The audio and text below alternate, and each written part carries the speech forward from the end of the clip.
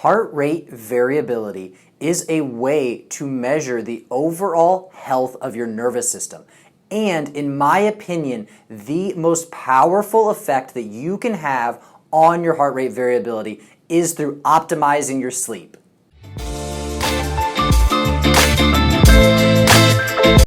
Sleep is vitally important, but unfortunately, getting a good night's sleep has become extremely difficult living in these modern times. In fact, more than 1 of every 3 adults is not getting the recommended 7 to 9 hours of sleep each night. So a huge proportion of our population is actually running around chronically sleep deprived, and they don't even notice it because humans are so good at becoming adapted, and you just get adjusted to your normal baseline. So they don't even realize how bad they're feeling because of this sleep deprivation. But luckily, there is a way, an easy, affordable, non-invasive way to look at the condition of your overall nervous system, and that is through heart rate variability.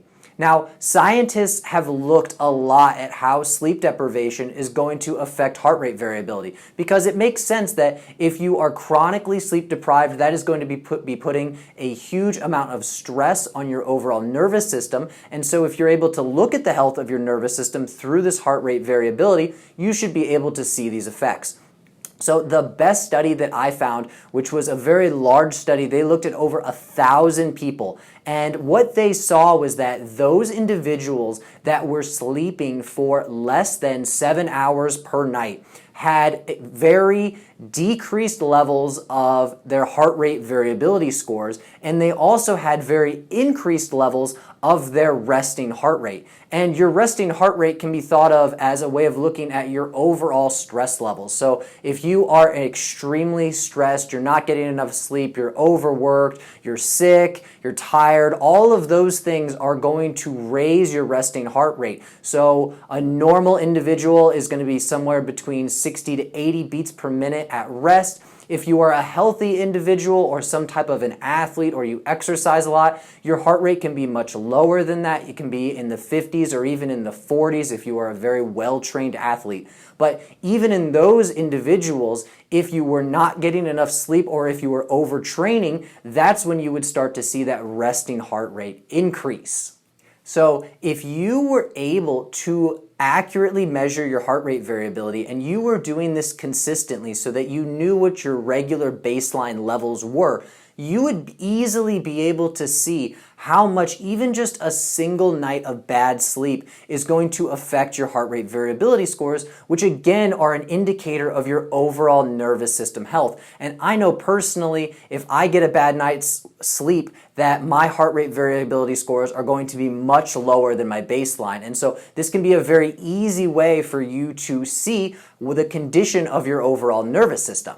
So what if you are one of those people that are not getting enough sleep, or if your numbers or your scores are just below what you would like to see? Again, I think that sleep is going to be the biggest bang for your buck as far as improving your heart rate variability scores, because if you are getting adequate sleep, your body is going to be able to repair all of that damage and your nervous system is going to be able to work at its optimal function. So in order to get very good quality sleep, I recommend that you follow these 4 steps.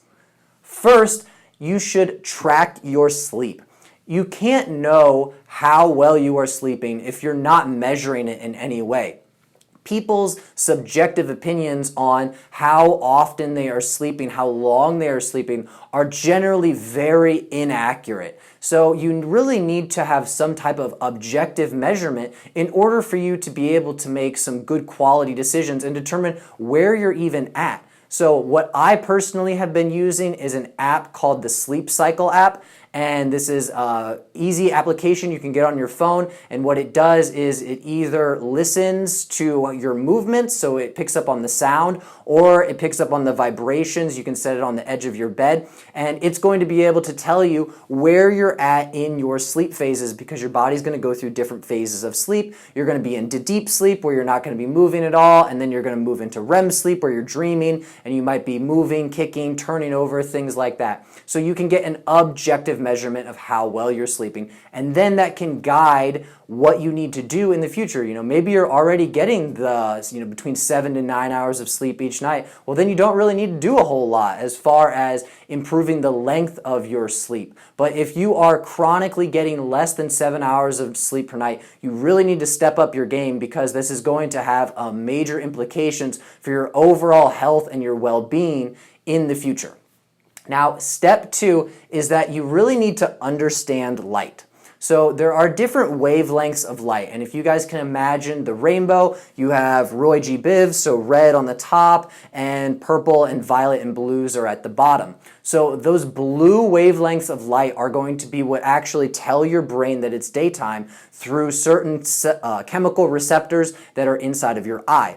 And so that blue wavelength of light is going to be obviously coming from the sun, and that's going to be telling us that it's daytime, but it's also going to be emitted from any type of a screen or a device. So think TVs, computers, your phone, all of those things are going to be emitting blue light. And so your brain can't really tell the difference between the sun or if you're looking at one of these screens. And they've done studies where if you are looking at your phone for an hour before you go to bed, you are effectively jet lagging yourself, because you are going to delay the secretion of melatonin by about 3 hours, and you are going to have the amount of melatonin that your body is actually able to secrete. So these things can have a very huge effect. Now, what I recommend doing is that you need to block out that blue light at night. So getting things like a pair of blue light blocking glasses. These are very easy to find online, or you can look through them. I have a pair that you can get through Amazon on my store.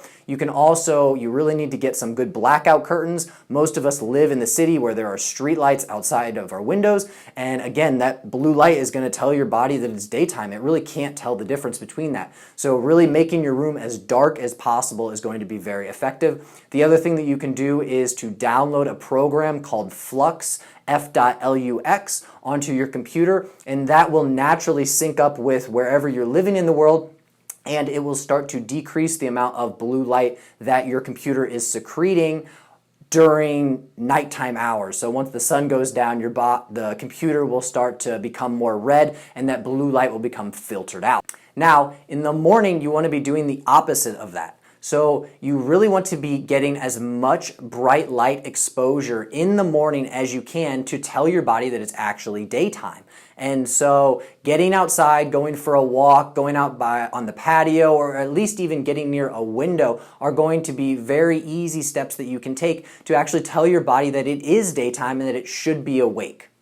Now, step 3 is that you need to keep it cool. So there are a number of different ways that you can accomplish this. The optimal sleep temperature has been shown to be somewhere between 60 to 70 degrees. Now this is going to vary depending on exactly where you're living. I live in Southwest Florida, so 70 degrees is extremely cold, but maybe you live in some northern latitude where 70 degrees is really, really hot. So it's going to vary depending on where you're at, but you really want to keep it cool. Your body needs to cool about 2 to 3 degrees before you're actually able to go to bed. So there's a couple easy things you can do to accomplish that. One is just to turn down the AC at night, so that's going to make it cool. That's a very easy thing for you to do. Another thing you can do is to get a device called a chili pad, which is something that I personally have been using for many years.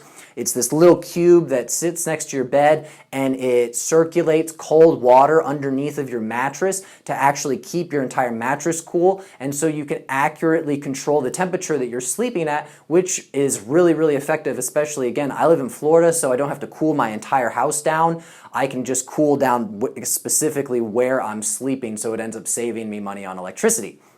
And a counterintuitive strategy that you can do is to take a really hot shower right before you go to bed. So if you're taking a hot shower, that's going to make all of the blood vessels go to the outside of your skin. And then when you get out of the shower, you're going to be dissipating that heat very quickly, which will allow you to cool your body before you go to bed. Now, step 4 is that you really need to have a schedule. Your body is only so malleable. It can only adjust to so many different things. So The main things that you need to be doing in order to get your body clocks to be working appropriately are first to follow step 2, which is understanding the light cycle. So getting bright light exposure in the morning and then decreasing that blue light exposure at night using blue light blocking glasses, turning down the lights, getting red lights, things like that are going to help your body to actually understand that when it's daytime and when it's nighttime. The other thing that you need to do is that you should follow some type of time-restricted feeding protocol, and I have gone into that extensively in previous videos, so I recommend that you check that out. But if you can do both of those things, if you can control your light exposure and you can follow a time-restricted eating program, that will allow your circadian clocks to be working at their optimal level. So I hope this has been helpful. If you can follow just these 4 strategies, you will increase the quality of your sleep to a very high degree, which will allow your nervous system to be working at its highest potential. And so you should see a very sharp increase in your heart rate variability scores, especially if you're getting a poor quality of sleep to start out with and you start to implement these things, improving the quality of your sleep, your heart rate variability scores should go up much, much higher. So if you have anything that you would add, I would love to hear it. So please leave it in the comments below. Make sure that you guys have subscribed and are following so that you can keep getting more of this great content. So again, this is Floyd Meyer reminding you to sleep better so that you can do more.